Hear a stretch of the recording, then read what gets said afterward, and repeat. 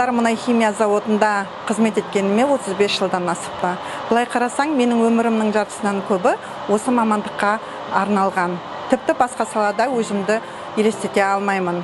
Өмірім осы зауыттың тағдырымен қатар өрлегендей.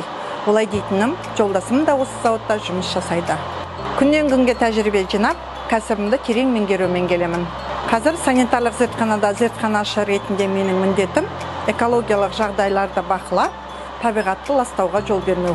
Біз жасайтын әрбір талдау адамдардың денсаулығы мен қоршаған ортаның қауіпсіздігі үшін өте маңызды. Өндірістегі зиянды заттардың мөлшерін бақылап, белгіленген нормадан аспауын қадағалаймыз. Жұмысым өзіме ұнайды, өйткені ол үлкен жауапкершілікті, дәлдікті және адал еңбек талап етеді. Жас мамандарға осы қасиет дарыса екен деймін. Сол үшін оларға әрқашан қолдау көрсетіп, білгенімді үйретуге тырысамын. Мен үшін ең бастысы өз ісіңді жақсы көру және әр күніңді қоғамға пайда тигізуге арнау.